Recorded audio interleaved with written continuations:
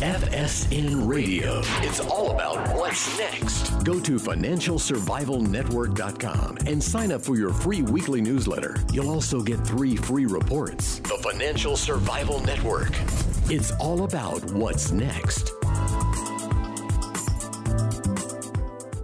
Welcome. You are listening to the Financial Survival Network. I'm Kerry Lutz, and it is Monday, 5/22/17. You know, this is graduation season. I'm sure you bought gifts for your relatives who are graduating, close friends, etc. And Jordan Goodman is on with me now. We have another gift for you, and that is now that you've graduated or junior has graduated, and probably not with honors, probably middle of the pack like myself and so many of you out there, you've got tens of thousands, maybe even $100,000 in student loan debt. What are you going to do to pay it off so that you're not a debt slave for your entire life? We posted a Facebook picture recently. It was a picture of a guy probably in his early to mid 70s. He was taking a shot and he said, "I'm celebrating because today I finished paying off my student loans." Don't let that be you. But Jordan, here we are.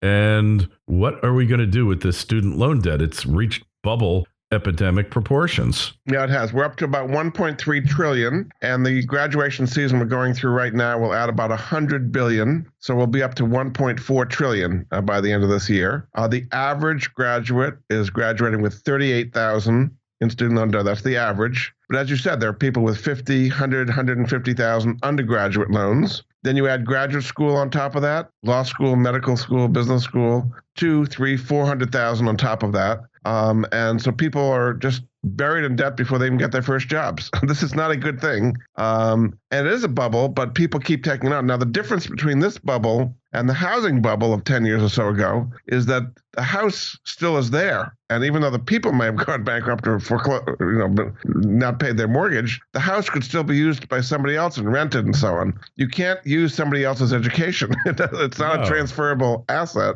as real estate is. And also, you can't discharge it as well. I mean, you can get foreclosed on and kind of leave a mortgage behind. But in 2005, the bankruptcy, it was so-called the Debtor Abuse Prevention Act in the bankruptcy bill, said there are 2 debts that you cannot discharge in bankruptcy: IRS debt and student loan debt. So you could take it to the grave with you, Kerry, and still not get rid of the student loan debt. So it's an enormous problem for society. Yeah, well, I remember, Jordan, the Bankruptcy Reform Act. What was it? You said 2006? I think it was 2005, yeah. 2005 might have passed right close to 2006. So originally had nothing to do with student loans. They weren't mentioned in it. Nobody knew it had anything to do with it. So public loans made or guaranteed by the U.S. government have been non-dischargeable since Reagan. And if I remember, and if I'm wrong, correct me, but there was an issue with David Stockman, or one of Reagan's aides, who went bankrupt and basically voided all of his student loans. So that's right. Congress said, we can't let this happen again. No, this is a crime against humanity. And what happens next? They passed non-dischargeability of federal loans that the government makes direct and guarantees. Fast forward to 2005, and it started like in 2003, this reform movement. There's too much bankruptcy abuse. We have to stop it. There was never any mention, Jordan, that private loans from too big to fail banks would then be put into that elevated category. That's right. And the way they did it was so sneaky, because they said any loan that you can deduct the interest on, which evidently with student loans, you can deduct interest payments off your taxes, shall be construed to be non-dischargeable. So it never says anything about private loans made by too big to fail banks or otherwise. It's every college or student loan that can be deducted from income. Correct. And that was the banks lobbied for that.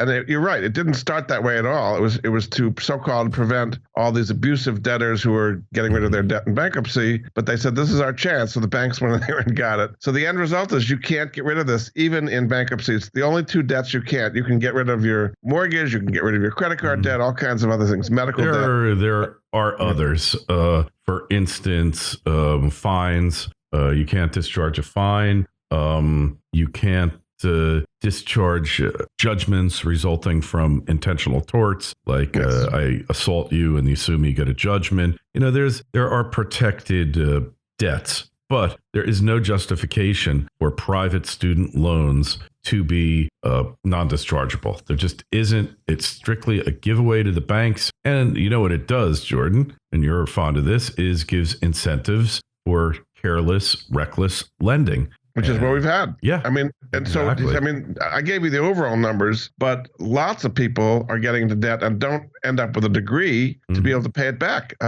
Over 50% of the people who enter freshman year either never graduate at all or take at least 5 years, sometimes 6 years to graduate. And so they don't even have the degree to go out and earn their way out of this hole in many cases. Yeah. And it's because, I mean, what else are you going to give a 17 or 18-year-old, ice cream? But no, you can get him into tens of thousands of dollars of debt without him having any clue which direction he's going to go as far as his career. And it's really bad. You know what's happening. It's really awful because Purdue University is merging or acquired Kaplan, right? Acquired Kaplan University, a private university. And like, what? Well, why would they do that? For profit. Yeah, right. For profit. Exactly. I mean, right. What's going on there, Jordan? Why would they do such a thing? It's a it's profitable. Yeah. And but it's because that these debts are not dischargeable as well. Yeah, that's why they can get away. So you're right. There's been a huge explosion of student loan debt, and I think it's going to go. People have been asking me what's going to be the solution. I think we're going to $2 trillion. I mean, I just don't see it slowing down the way things are going right now. Now there's about 20% of it that is currently either delinquent or defaulted. Now, when that happens to you, when you have a delinquency or default, the interest rate shoots up dramatically. It's not 6%, it's like 18%, all kinds of late fees, and they kill your credit. Your credit is really killed if you've got default or delinquents on your credit report. For 18 months, yes. Yeah, so that is really, really bad for a lot of people. And again, they can't discharge it. So, but let's talk about some solutions, Kerry. It's not only bad. There are some things people can do to make it a little bit better. Anyway, I can't magically make your student loan disappear. Let me just tell you one story. A friend of mine, Don, and this was like 15, 20 years ago, he tells me, they just grabbed my income tax refund. That's correct. But he had graduated from college 20 years before. I think he owed $350 and they took like $1,800 from him. And I mean, they just, it's like. They'll garnish your wages as well. Death and tax. They'll take anything and get their hands on. Yeah, they'll even garnish Social Security income from parents who've guaranteed debt. But it is like, it used to be death and taxes. Now it's death, taxes, and student loans. Exactly.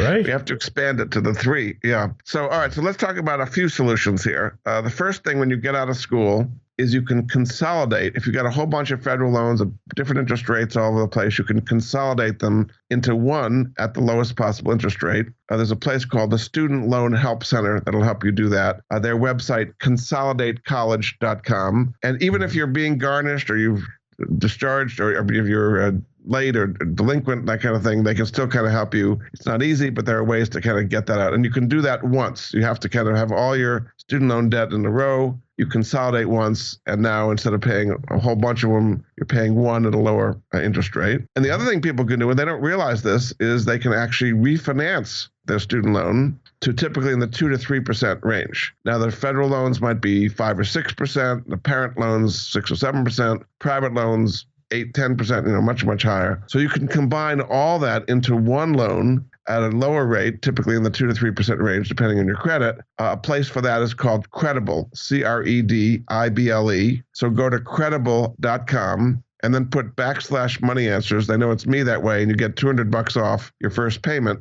And it's not just one place. They've got a clearinghouse of about 6 or 7 different lenders who will refinance your student loans, and then you kind of have them compete to get you the best deal. And there you go. You now have one payment instead of many at a much lower interest rate. And again, your student loans are not going to magically disappear, but paying them off at 2 or 3 is going to be a lot faster than much higher rates. Yeah, for sure. So if you've got that option, definitely take it. Understand, even when you default, the way FICO is set up, it's a measurement of your odds of defaulting on a debt or debts within the next 18 months. And they use a whole lot of analytics to come up with a FICO score. And once you've already defaulted, then in the next 18 months, your score gradually increases. And in fact, if you go bankrupt, it'll be on the report. But you have to understand, Jordan, it's not like when I came up through the ranks and we had TRW, that was the big credit reporting agency, where you actually had to read the report to understand what it meant. Now with the FICO score, it was designed so that loan analysts didn't have to read the report. It's instant. They don't care about it for the most part. All they care about is, did you default in the past 18 months? And that's why that score is so subject and easily manipulated, why credit repair companies can fix stuff if you're persistent enough and you get it removed. So you want to do the refis when your score is on the upswing, not when it's on the down. If you've defaulted or you're delinquent in your student loans, that is not a time to apply for credit cards or do a mortgage or anything else, because it's going to really be that really takes a big hit on your credit score. I mean, there's a bigger question about all this, is that how are we allocating our money towards the educational system, and are we getting the results we really should be with all these literally hundreds of billions of dollars we're putting into student loans? And I think there's a huge mismatch going on here. You have all these people graduating, in many cases with not particularly marketable skills. Some of them don't even know what they want to do with their life. They've been drinking beer the whole time. That's nice. And then you also, at the same time, have a huge amount of jobs that are open that nobody in the country is qualified to take. The Labor Department puts out what's called the JOLTS report, which is the job openings report. And the latest one was 5.5 million jobs that are open. And they're technical skills. They might be computer scientists. They might be tool and die makers, electricians, plumbers. There's a huge shortage of people taking those jobs. A lot of the people in those jobs have been baby boomers that are now starting to retire, and there's nobody around trained to take these jobs. So there's some massive mismatch here of all these highly indebted people without marketable skills. At the same time, we have a huge shortage of people who are skilled to take the jobs that actually exist. And it's going to be even more so if President Trump gets through an infrastructure bill. Everybody's saying, who's going to make all this stuff? Who can build these roads and bridges? We don't have the people to do construction now. So that's a kind of a societal problem as well. Yeah, well, we have a associate called Manufacturing Talk Radio. In manufacturing, Jordan, the biggest problem is they can't find enough qualified people. And a welder starting off who just went through the program, whatever the apprenticeship program, is good for $70,000 a year, which is way higher than you're going to get for your advanced basket weaving degree or puppetry degree from some state university in Podunk. Like going to college and actually graduating, it used to be reserved for a very select portion of society. And I think it's good that it was broadened enough so that more people who really can profit by it. But I've said this before, Jordan, maybe we should start a business where before you sign on the dotted line and start sucking from the student loan spigot, you should be required to get counseling on financial counseling. And people who are in their 60s, 70s who want to get a reverse mortgage, who actually were smart enough to buy a house, they got to get counseled before they can take a reverse mortgage. But this is a reverse mortgage on your life, a student loan, unless you move out of the country. And nobody has an interest in telling you no, right? Your college counselor, I mean, their record is how many people go to college. The schools themselves, they don't care what happens after you get out of there. They just want you to pay the tuition now. And the lenders, everybody has an interest in making sure that these teenagers get tens of thousands of dollars in debt. I mean, the solution is if they were saving money up front, there are these 529 plans and other ways to save, which would be nice. Some people do some, but nothing close to what you need when you get there. There are now 150 colleges charging over $60,000 a year. And some are actually getting into the $70,000 a year undergraduate level as well. So it's just staggering for people. And you're putting these decisions in the hands of people who are not able to make them, 17 and 18-year-olds who barely know how to balance a checkbook, never mind sign on for tens of thousands of dollars in student loans. You can safely say that very few of them know how to balance a checkbook.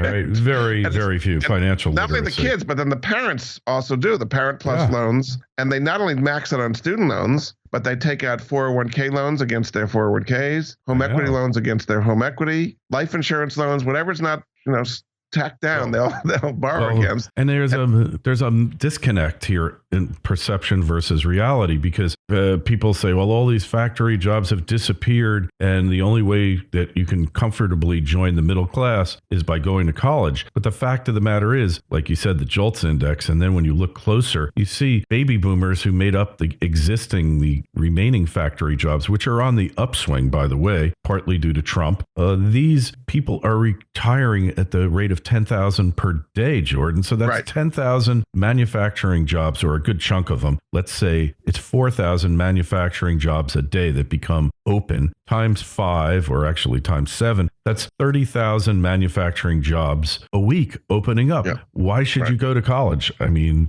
so people should be going to technical schools or community colleges or learning these skills, apprenticeships. I mean, there are ways to do it where you can have really well-paid jobs. You may have to work with your hands, but that's like a good thing. That should be downplayed as a horrible thing to actually work with your hands these days. Yeah. So the whole system is, and we're wasting all this money on these people who are getting jobs that, as you say, basket weaving or something that's not really going to be marketable, while you have this big shortage in the manufacturing. So if some politician could figure that out and get people actually trained to the jobs that exist, this would be good for both sides. Yeah, I mean, it's insane. It's really, really insane what we're seeing now. And you just look, it's going to end badly for the people involved and the country. They're going to have to repudiate this debt because it will never get paid. Obama, through executive orders, started chipping away at it, Jordan, but he didn't quite get there. I don't think Trump would repudiate the debt, though. I mean, Bernie Sanders wanted to make it,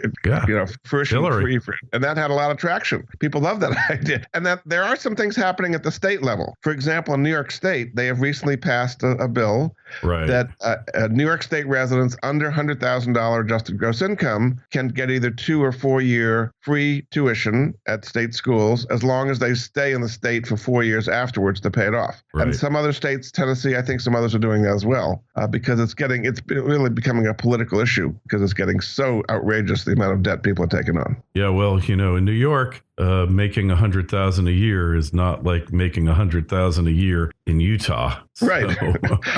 Right. And they're going to move it up over time. But I'm just saying there is a political will now to help this. But I mean, you become a prisoner of your state. You can't leave the state if you take the money.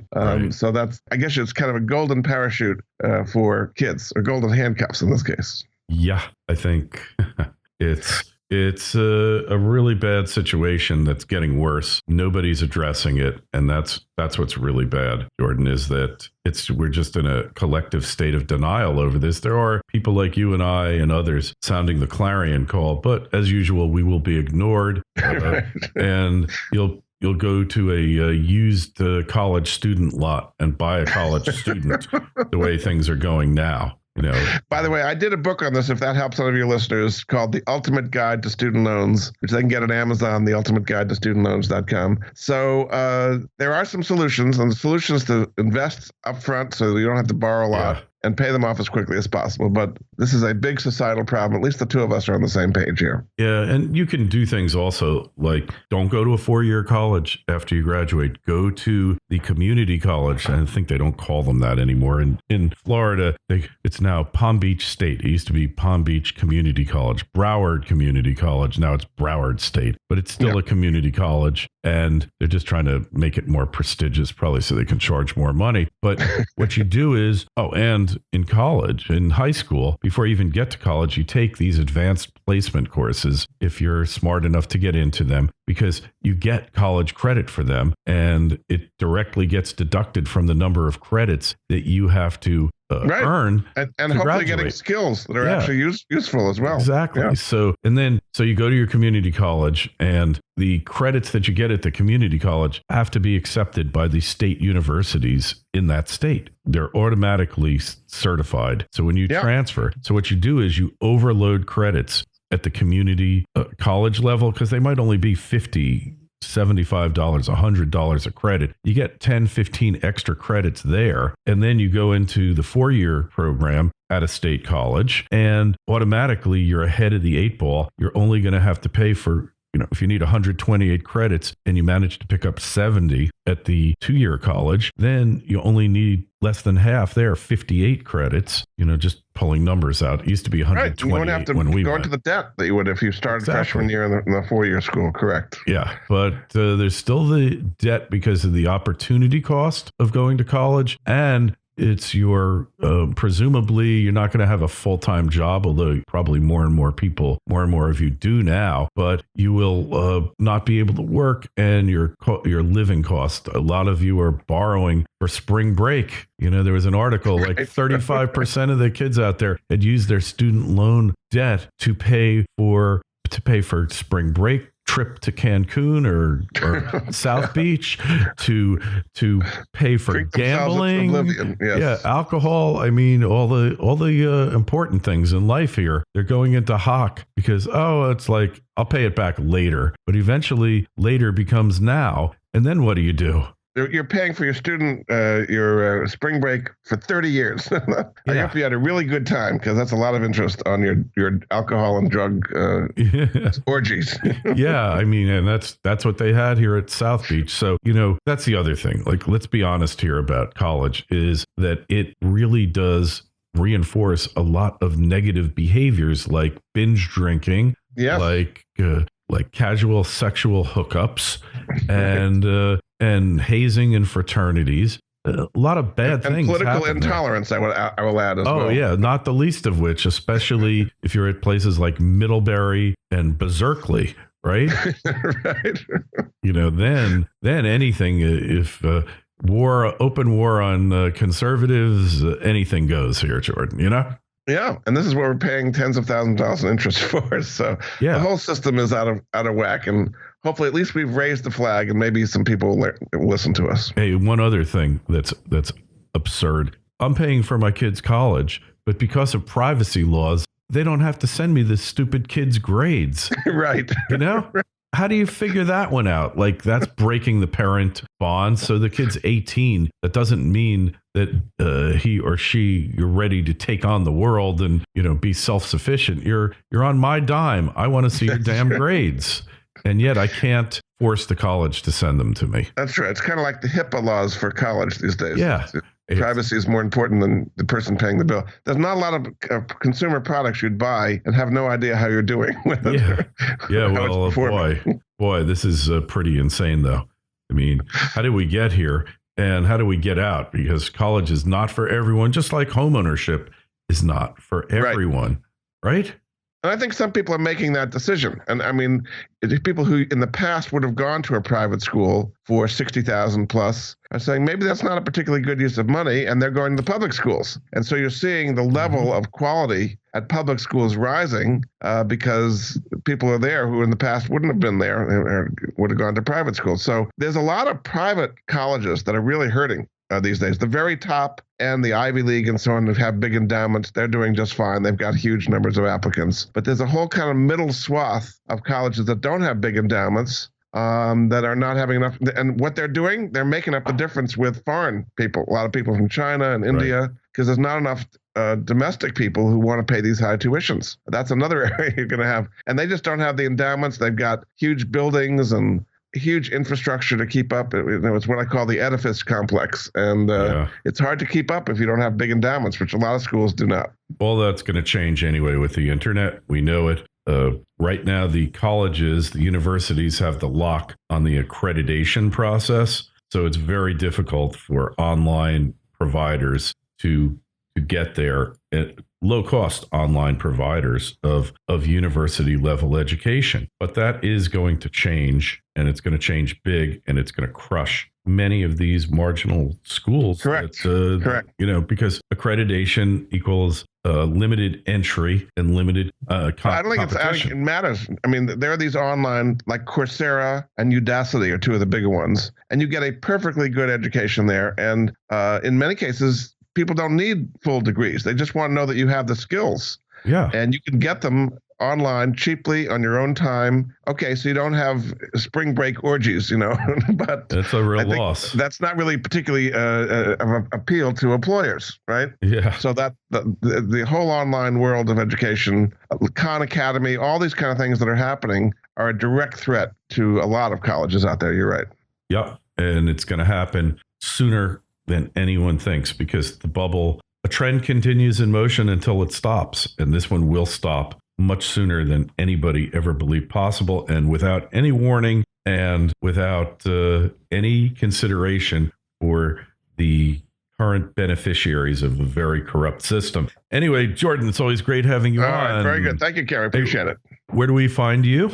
Moneyanswers.com is my website. I get emails from you folks all the time, and glad to help them. Moneyanswers.com. Great. And if you have any questions, comments, this interview, or any others for Jordan, myself, just send an email, kl@kerrylutz.com. Our Twitter feed, which we will try to address more frequently, is @KerryLutz. And the Facebook page is Financial Survival Network, where you can see that picture of that guy who just paid off his student loans. Jordan, always a pleasure. We will Very good. Thanks again, Kerry. We'll talk again real soon. FSN Radio. It's all about what's next. Go to financialsurvivalnetwork.com and sign up for your free weekly newsletter. You'll also get 3 free reports. The Financial Survival Network. It's all about what's next.